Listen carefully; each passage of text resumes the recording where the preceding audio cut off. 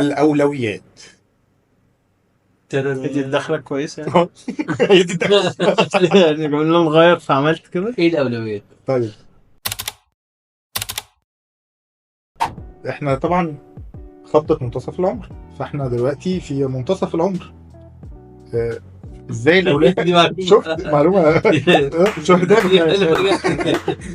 يناير اللي ماتوا في 19 فاحنا دلوقتي شفنا اولوياتنا بتتغير من ساعة لما كنا صغيرين لحد دلوقتي. ايه اولوياتك يا كيمو؟ كانت بتتغير ازاي وانت صغير كده؟ وانا صغير وانت صغير مفيش اولويات خالص. يعني اكيد كانت في اولويات وانا صغير، بس يعني افتكر فتره الجامعه مثلا ما كانتش الاولويات دراسه خالص، لو انت فاكر يعني كانت العمليه بسيطه يعني، بس كانت الاولويه عايز تنجح يعني، دي اولويه ان انت عايز تنجح. اللي هو انجح، بس مش ان هو مش عايز اطلع الاول خالص، كنت بس اللي هو اعدي. طب ارجع مش عايز اعيد حاجه تاني. ارجع قبليها ثانويه عامه طبعا كنت عايز تجيب مجموع. لا ده اكيد ثانويه عامه كانت اولوياتك انك تجيب المجموع عشان تختار الكليه اللي انت عايزها. بجد؟ ما كانش عندك الاولويه دي. كنت ادبي وجايب 74%، فواضح ان الاولويات ما مختلفه تماما. طب كنت اولوياتك ايه في ساعتها؟ انت بتتبسط؟ مش عايز اخلص يعني انت ما تعيدش حاجه تاني. لا الحمد لله ما كنتش بعيد. 74% برضه خلي بالك. لا مش رقم يعني. على فكره 74 دلوقتي مجاميع الثانويه العامه السنه دي عارف كام؟ 74 دي داخلك هندسه. ده بجد؟ والله العظيم. ما تحلفش. والله المجاميع حاجه 80 يا عم. لا 74 حاجه 80 دي هندسه القاهره وعين شمس وبتاع. 74 دي هندسه. ليه هو ايه اللي حصل في الدنيا؟ طب واخده 91%، صيدله واخده 88%. ما بقاش في حد بقى بيجيب 99 98. موضوع يعني الثمانينات بقت حاجه بالظبط. الثمانينات دي تدخلك كليه حلوه. ايوه بس بقول لك كان ادبي وجاب 74 يعني يعني 74 دلوقتي يدخلك فاهم؟ ده تاريخ وعلم نفس. بس عشان في مشاكل اليومين دول على حوار التاريخ والجغرافيا. مالناش دعوه. انا كبرت قوي على الكلام ده. قوي يعني دلوقتي بشوف الاخبار ويقول لك مش عارف شالوا مواد وحطوا. عشان ليه بقى؟ ليه؟ عشان ما بقتش من اولوياتك. شفت بقى؟ وعمرها ما جابت. ساعتها ما جاتش اولويات. لان انا فاكر مثلا طبعا ساعه الجامعه كان واحد اولوياته ان هو انا يعني انا وانت نفس الاولويه تقريبا، ان احنا عايزين نتعلم حاجات.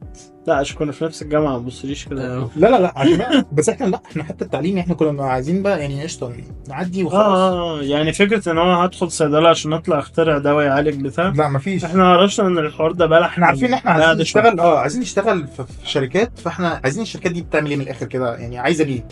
فبقينا بنعمل ستودنت اكتيفيتيز يعني تخلينا نبقى فاهم كواليفايد. والله العظيم عملنا شويه شغل عالي.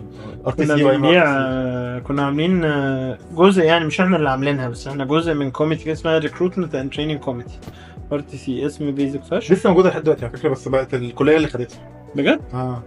كنا بقى بنتكلم مع شركات الادويه ونعمل تريننج سوفت سكيلز وكده ونبيعها في الجامعه. امبلويمنت فير وعملنا امبلويمنت فير. كنت انا دايما بمسك ازبل شغلانه في الامبلويمنت فير ده، امسك تنظيم الدخول والخروج، وصلات الكهرباء، مش عارف ليه. هم يتوزعوا على البوث بتاع الشركات وانا بقى بلف اتاكد ان الكهرباء واصله. لا وكنا بنجيب بقى ناس من شركات الادويه تديهم كورسز جوه الكليه وبتاع. فالحاجات دي كانت احنا شغله بالنا اكتر من التعليم، بس احنا كنا برضو مش بنهمل يعني كنا بنيجي في الاخر بنظبط، فاهم اللي هو احنا نقعد نخلص شهر قبل الامتحانات نظبط معسكر مول بالظبط كده.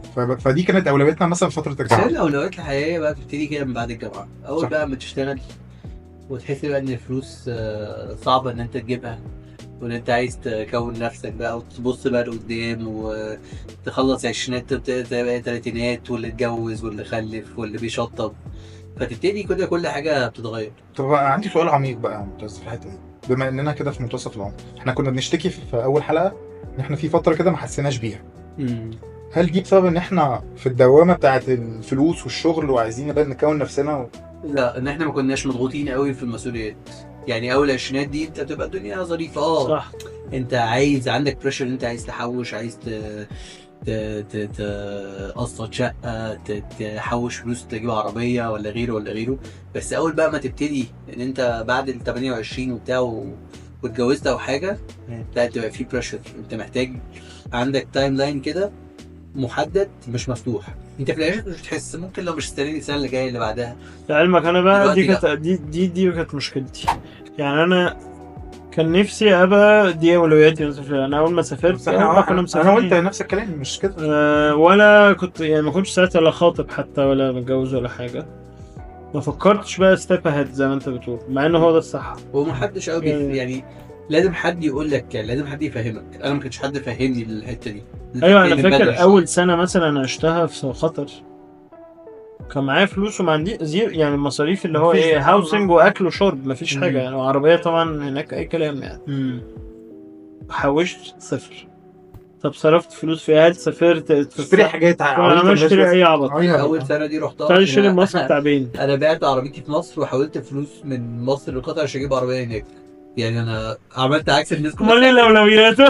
يعني ما كانش في عندي اي موضوع. ابتدى بقى الموضوع بعد كذا سنه اللي هو لا انا محتاج بقى يبقى عندي شقه عشان لما ارجع يبقى باجي اتجوز ولا بتاع يبقى عندي شقه.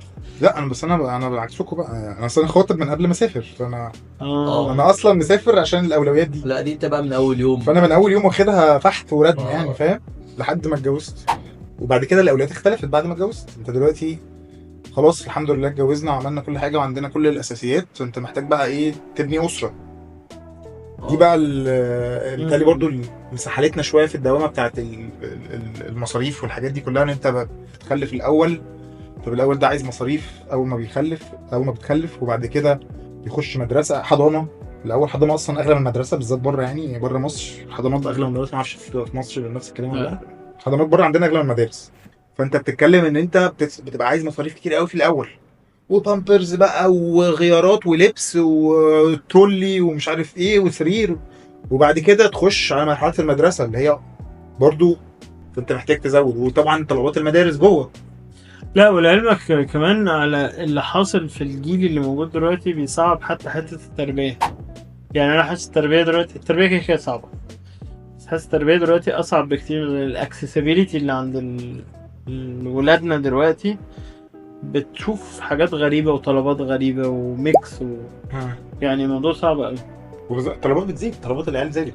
زمان الواحد لما كان بيجي له بونص ولا بتاع كان كل تفكيره ايه؟ هغير تليفوني، ايوه هسافر، جيب لبس حلو. دلوقتي انا بترانسليت الفلوس هتجيب لي سيراميك ايه وهتجيب لي رخامات مطبخ أيوة ايه انا اول شغلانه اشتغلتها كل التحويشه جبت بقى موبايل نوكيا اي مش عارف، فاكره كان بيتفتح بالعرض ده. وكان بالنسبه لي سعاده بالغه. هي الفكره ان انت يعني ساعات برضو بيجي لك ان انت عايز، انا عايز اظبط نفسي برضو، انا عايز اتمتع يعني بالفلوس اللي انا تعبت فيها. بعد كده لا تفكر بعد كده لا طب ما انا ممكن ايه، لا خلاص مش لازم استغنى عن الحاجه دي دلوقتي عشان دي مش اولويه بالنسبه لي. تمام. الفكره بقى ترتيب الاولويات. لو احنا هننصح بقى الناس اللي اصغر مننا، احنا عدينا بمرحله برضو والحمد لله احنا دلوقتي في منتصف العمر. لسه عندنا طبعا اولويات يعني بقيت النص التاني من العمر لو عشنا، لو ربنا ادانا العمر. بس لو عايزين ننصح بقى الناس اللي اصغر مننا ترتب الاولويات ازاي، انتوا شايفين دلوقتي بقى بالظروف اللي احنا فيها دلوقتي دي ايه الاولويه لواحد لسه متخرج مثلا؟ بالتالي زي ما معتز كان قال ان احنا ما كانش حد قال لنا فما بدأناش بدري، فاحنا بنقول لهم انه ابدأ من بدري، مش اللي هو تشيل الهم بس يعني definitely لو انت ناوي قادر يعني تدخل في اي حاجة فيها تحويش، اذا كانت قادر انك تجيب حاجة ريل ستيت او تحطها في تنفست في حاجه يعني ايا كان على قد يعني اللي تقدر تعمله خالص الحاجات دي. ابداها من بدري لانه مع الوقت بتصعب ومع الوقت بتخش اولويات جديدة. انت لسه متخرج قاعد تشتغل في مكان كويس تتعلم الشغل وما عندكش اولويه اهم من كده. دي فتره كويسه تبدا تحوش فيها مبالغ صغيره جدا، مفيش مشكله خالص لو عرفت، عشان قدام هيبقى فيه خطوبه ويبقى فيه جواز يبقى فيه ولاد، هتبقى الاولويه كومبليتلي للولاد ومدارسهم و بالظبط. انا بنصح كل شاب يشتري فيلا في الساحل من دلوقتي. مبلغ بسيط عشان يعني لما يكبر ولاده يعني يربطوا في الميه. حط ال 10 مليون على 10 مليون تعمل فيلا صغيره. يبتدي بيبي ستيبس يعني 10 مليون ات تايم عشان يوصل لحاجه. فاهم. طب انتوا شايفين مثلا ان الجيل ده هيبقى عنده صعوبه اكتر مننا في ترتيب اولوياته بسبب الضغوط الاجتماعيه اللي حواليه؟ الضغوط الاقتصاديه يعني الحياه ما بقتش برضه سهله. يعني انت ايام اهالينا كانت الحياه اسهل من دلوقتي. ايامنا اسهل برضو من دلوقتي. الناس اللي لسه هتبتدي. يعني انت حتى انت لو بتشطب مثلا دلوقتي، انت لو شطبت من 5 سنين انت بربع الثمن. الدنيا تمام، ولا يعني 10% انت مرتبك بتاعك تعرف تحوش، تيجي على نفسك شويه، تستلف شويه وتسددهم بتاع، هتتصرف. بس دلوقتي لا، الدنيا بقت اصعب بكتير، فاعتقد ان هم يرتبوا اولوياتهم دي بقت الموضوع اصعب بكتير. طب هل تغيير الاولويات بسبب العصر ده ممكن، يعني فور اكزامبل مثلا واحد لسه متخرج هل يفكر ان هو يتجوز؟ يعني احنا مثلا اول ما اتخرجنا احنا كنا عايزين نتجوز. هل دلوقتي هو الصح ان هو يبقى يفكر في جواز بالوضع الاقتصادي اللي احنا فيه؟ بالتالي في تغيير في الاولويات بس مش بالشكل ده. يعني مثلا زمان ما كانش فيه اولويه ان انت يبقى معاك موبايل، لان اصلا الموبايلات يعني كانت فيري رير قبل ما ابتدى يحصل لها ادوبشن، وبعدين بقت جزء اساسي من حياتك. فالنهارده انت اولويه من اولوياتك الموبايل، ما تقدرش تستغنى عنه ايا كان نوعه. العربيه نفس الكلام. زمان يعني تحس انه وابويا وابوك بيحكي لك انه جاب عربيه اللي هو فقلنا نجيب عربيه، فاهم يعني. بالظبط. لا دلوقتي انت عربية عندك ازمه. يا جماعه الفرق في الفلوس ما بين المرتبات وما بين الاسعار مثلا العربيات والشقق ما كانش الجاب واسع كده زي دلوقتي. معاك، بس انا قصدي ان الاولويات نفسها اساسيات الحياه اتغيرت. بالظبط. ما بقتش شلتر واكل ومش بس الموضوع محتاج ياخد اكتر بكتير. بس هو برضه خلي بالك الاوبورتيونيتيز بقت اكتر، يعني صح. اللي عايز يعمل حاجه هيلاقي اوبورتيونيتيز. بس لا، في ناس فعلا بتشتغل اونلاين، في ناس فريلانسرز، في ناس عملت ستارت ابس. بقول لك الناس دي مش كتير، بس هو في اوبورتيونيتي اللي عايز. ناس اللي بتعمل دروب شيبنج، الكلام ده كله، ناس بتعمل فلوس كويسه. يعني في اوبشنز، الكلام ده ما كانش موجود على ايامنا. صح. على فكره طول عمر الناس بتشتكي، يعني انت وانت صغير انت كنت بتشوف اهاليك ده الدنيا غاليه، ده يا عم ما غلوا البنزين من مش عارف 75 قرش لجنيه، ولا من جنيه وربع. الناس اللي هو الدنيا اتقلبت. يعني على فكره ايام السادات لما قرش ساغ القرش ساغ زاد في العيش عملوا ثوره وكسروا البلد. الطبيعي ان الناس شايفه ان الدنيا صعبه، آه. فهو ما ينفعش تستسلم لحاجه زي كده، فاهم.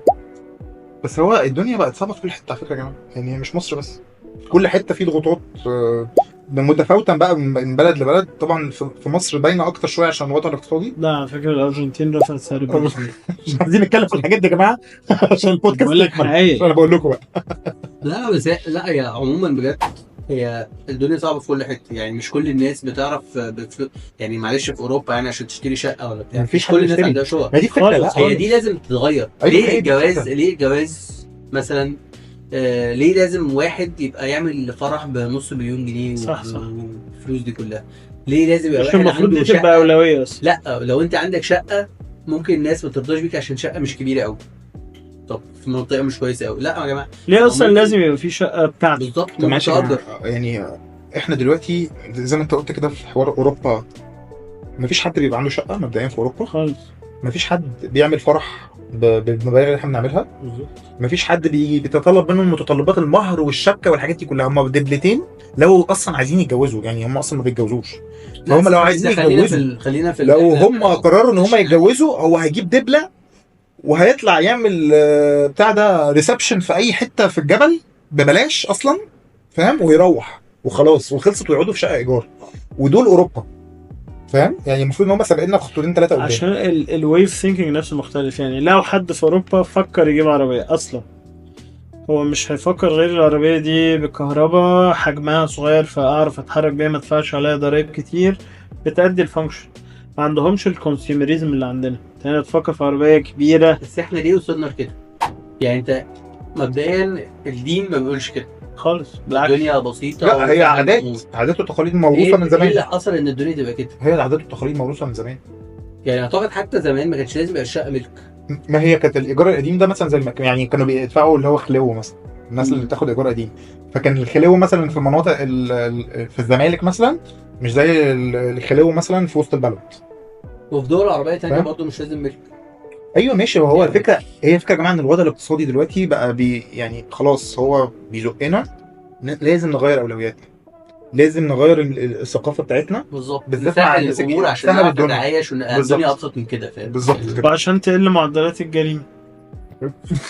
ده غلطت الحوار ده. مش عارف يعني هقول حاجه عميقه كده معاكم يعني. لا هو بص، هو في الاخر هتوصل لمرحله برضو ان انت بالضغوطات الاقتصاديه دي كلها هتوصل لمرحله ان انت الشباب مش هيقدر يتجوز، فاهم.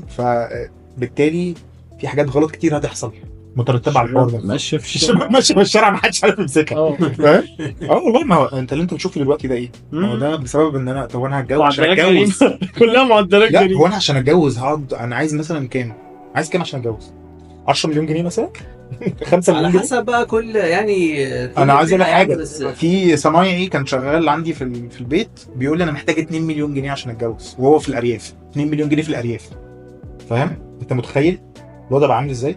فانت الحاجات دي كلها بتصعب على الناس العيشه. فعشان كده على فكره في اوروبا نسبه الجواز والخلفه قلت كتير جدا. يعني انت دلوقتي بيقول لك ان التعداد في المانيا مثلا تعداد السكان بيقل بسبب ان هم ما بيتجوزوش وبيخلفوا. المشكلة برضو زي الاكزامبل اللي انت قلته، ان انت تبدأ تعيش حياة بيزك مش مرفهة بقى صعب. بالظبط. فاهم قصدي؟ يعني هو الراجل اللي انت بتقوله اللي هو هتلاقيه عايز يبقى عنده بيت يقعد فيه هو ومراته، بس مش طالب حاجة لوكجوريوس يعني. بالظبط. فهي دي فكره ان لازم نغير اولوياتنا. عايزين يا جماعه نسهل الدنيا على الناس. معتز بيقول لك الوقت بس الضغط اهو خلاص هنخلص انا انا ما قلتش حاجه بسيطه بس عايزين نسهل الدنيا على الناس الشباب الجديد. الدنيا اوريدي صعبه عليهم فبالراحه يا وش يا وش الدنيا بقت حاجة كمان عايزين نعمل لايك، ايوه سبسكرايب، ايوه فعل زر الجرس، الحبشتكنات اللي انتوا عارفينها كومنتس، ديسلايكس، اي حاجه يا جماعه عايزين انتراكشن. وموجودين على كل البلاتفورمز او المنصات. موجودين دلوقتي. موجودين على اليوتيوب فيديو وموجودين اوديو فين؟ على انغامي، على ابل بودكاست، على امازون ميوزك، على سبوتيفاي. تمام. تيك توك. وتيك توك دي السوشيال ميديا بقى تيك توك والانستجرام والفيسبوك بيج فولو وعشان تعرفوا تسمعوا على طول الحلقات. اخبط لايك واخبط لنا لايك. كبس كبس. السلام عليكم.